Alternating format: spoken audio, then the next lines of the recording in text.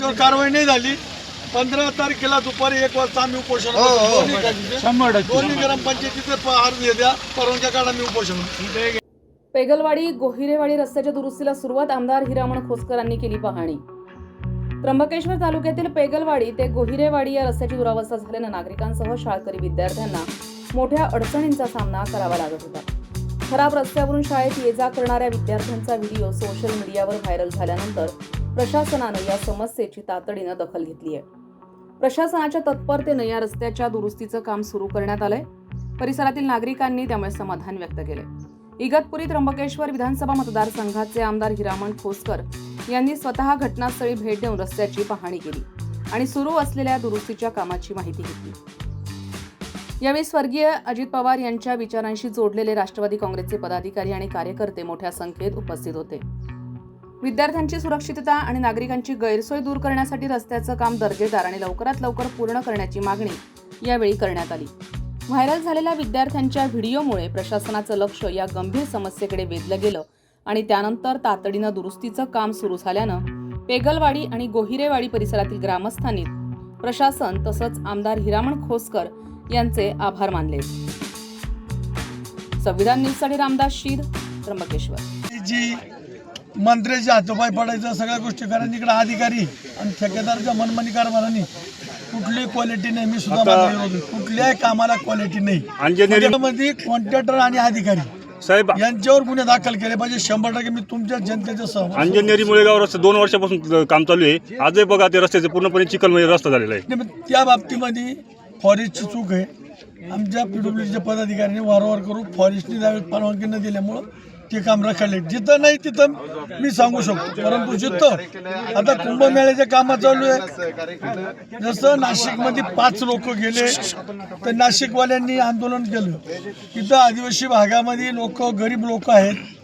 तळवड्याचा एक मुलगा गेला, सामुंडीचा एक मुलगा गेला, हे कुंभमेळ्याच्या कामातच गेला. साहेब आता 3-4 दिवसापूर्वी इगतपुरी तालुक्यातील आवरली दादरगाव इथं सत्यनारायण पूजा घालून रस्त्याचं त्यांनी हे केलं. त्या इगतपुरी तालुक्यात सुद्धा अशीच परिस्थिती आहे. त्या संदर्भात ते पण काम मंजूर आहे. तिथं पण कॉन्ट्रॅक्टर दिलेला आहे. सुरज कातोरे म्हणून कॉन्ट्रॅक्टर आहे. तो पण कॉन्ट्रॅक्टर त्याला वारंवार सांगून त्याला तर किती नोटिसा काढल्या. परंतु एकच सर्वांना विनंती, मी जरी सत्तेतला आमदार असो परंतु सर्व पक्ष तालुक्यातील जर आपल्यावर असा अन्याय होत असेल तर इथून पुढे आपल्याला सगळ्याला पक्षाच्या व्यतिरिक्त लढावा द्यावा लागेल.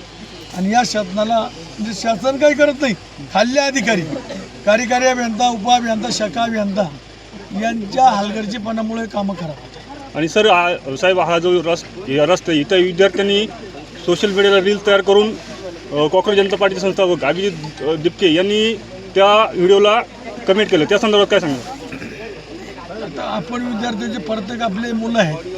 त्यांनी जर ते एवढं विद्यार्थ्यांचं आंदोलन त्या ठिकाणी जे काही पेपर फुटीच्या माध्यमातून सगळ्या विद्यार्थ्याला न्याय दिला. आणि एक छोटी गोष्ट, ते एवढे केंद्राचे पदाधिकारी देशाचे त्यांना वाटतंच ना की आपण एवढा मोठा विद्यार्थ्यांचा प्रश्न सोडवला आणि खेड्यावरचे छोटे छोटे मुलं जर पाय जात असतील तर त्या बाबतीमध्ये ते दखल घेते.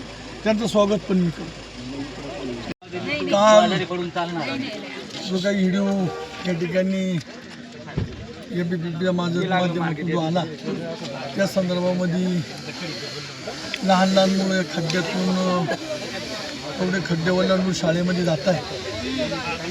दखल माझं घेऊन काल सगळं पूर्ण मीडियाला तो चॅनल दाखवल्याबद्दल त्यांचं पण अभिनंदन.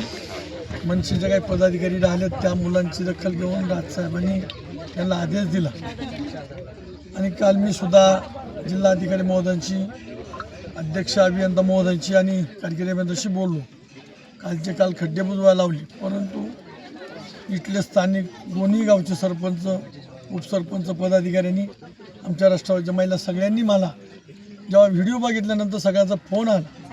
पण खरोखर अतिशय वाईट आहे. या परिस्थितीमध्ये त्र्यंबकेश्वर शहराला लागून एवढा मोठा 2027ला कुंभमेळा भरतो आणि अशी परिस्थिती असताना येणारे भाविक काय परिस्थिती, अशी परिस्थिती इथं एवढे रस्ते, एवढे खड्डे पडलेले. तर ह्या माध्यमातून गेल्या 2 वर्षापूर्वी 50-54 मधून बरेच या त्र्यंबक तालुक्यामध्ये कामं मंजूर आहे.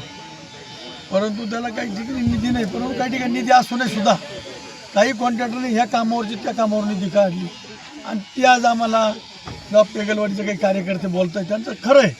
तर त्या ठिकाणी मी असतो ते पण तेच केलं असतं की मागच्या वर्षी सरपंचांनी माझी चिडचिड झाल्यामुळं मी त्या कामाला 25 लाख रुपये टाकले. त्या कॉन्ट्रॅक्टरनी ते 25 लाख दुसऱ्या कामावर वर्ग करून काढून घेतले. त्या अधिकाऱ्याने पण मी तो शका अभियंता आणि उपाभियंता पण सस्पेंड केला पाहिजे. त्यांच्यावर सुद्धा कारवाई झाली पाहिजे. एखाद्या कामाला जर पैसे आले ते कामाचे पैसे दुसऱ्या कामावर वर्ग करत असतील आणि तिकडं बिल काढत असतील आणि एखाद्या गावाला विकासापासून वंचित ठेवत असतील त्याच्यासाठी मी सुद्धा 1 तारखेला पण साहेब आपल्या मतदारसंघातील बरेचशा रस्त्यांची अशी परिस्थिती आहे का पूर्णपणे रस्ते त्याला याच्यामध्ये 100%